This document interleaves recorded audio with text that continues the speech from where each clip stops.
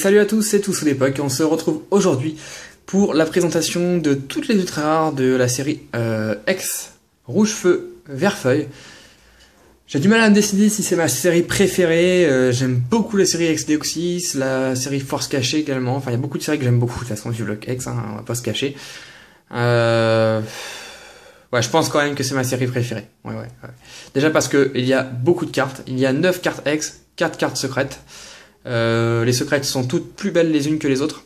Et puis surtout, il y a Dracofeu X, Florizard X et Tortank X.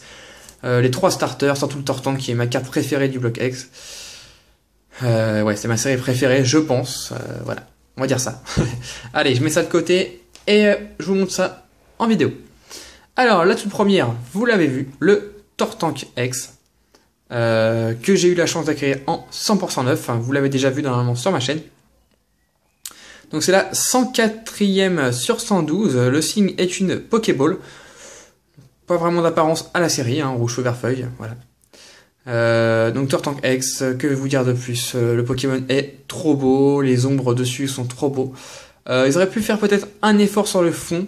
Le fond met beaucoup en valeur Tortank, donc c'est pas plus mal. Voilà. Donc voilà. Je vous dirai à la fin quelle est ma carte préférée. Gros suspense.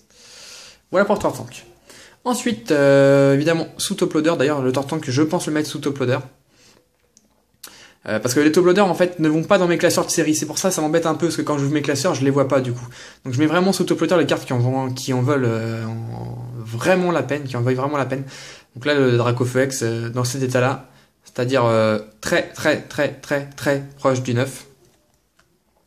Voilà, il y a juste des tout petits trucs en haut, mais c'est vraiment presque rien, et le recto est parfait. Dracofeu X, voilà, que vous dire de plus, tout le monde connaît cette carte, l'illustration est magnifique, la flamme qu'il est en train de cracher là, c'est merveilleux. 160 PV. Autant dire qu'à l'époque, hein, donc ça date de 2004, quand vous aviez cette carte, vous étiez le roi de la récré. C'est clair, vous étiez le roi de la récré, il n'y avait pas photo. Combien de cartes comme celle-ci, Dracofeu X, j'ai vu abîmées, des dizaines, que dis-je, des centaines de cartes abîmées, déchirées, coupées en deux, ça se voit que c'était vraiment joué.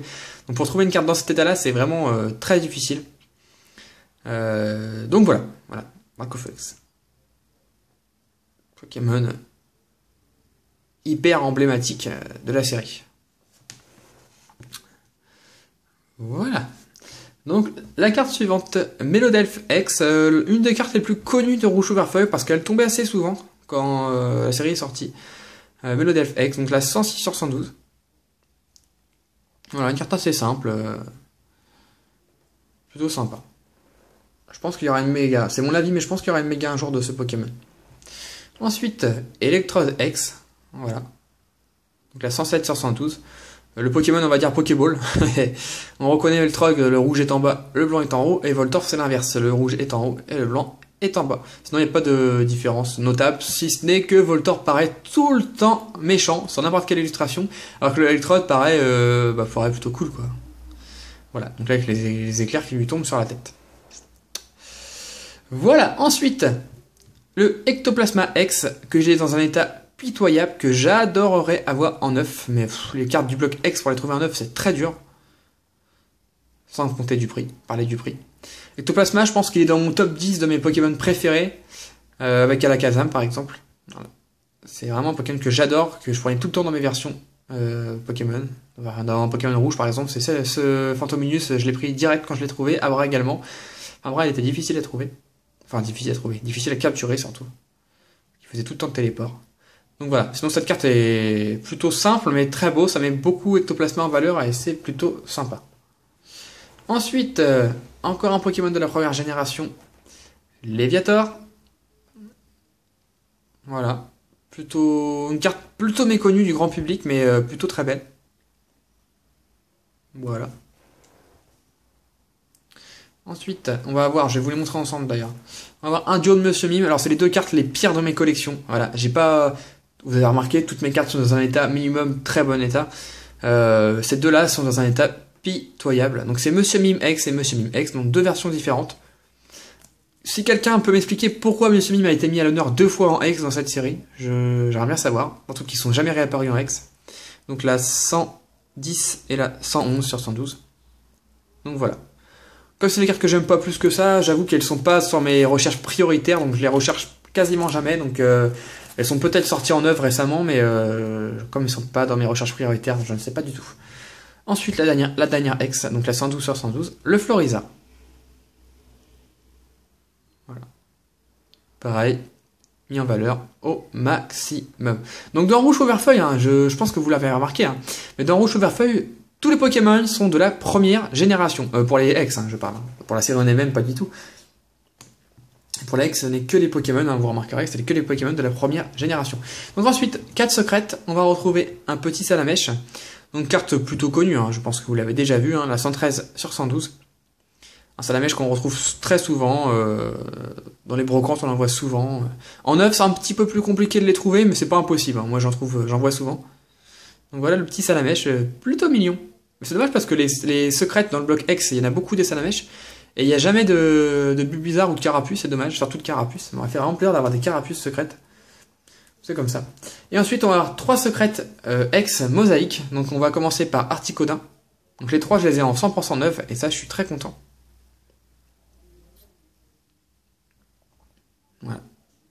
Donc l'effet mosaïque, on le voit sur le fond de la carte. Je sais que ces cartes existent sans mosaïque, alors c'est une erreur d'impression, et ces cartes, j'en avais vu une sur eBay, j'avais rigolé parce qu'elle était genre à 4 ou 500 €, c'est n'importe quoi, juste parce qu'elle n'avait pas l'effet mosaïque. Bon, bah voilà, c'est des erreurs d'impression. Donc Articodin, tac, on va essayer de resserrer un petit peu, j'aime bien vous les montrer après, à la fin, sans trop bouger. Voilà.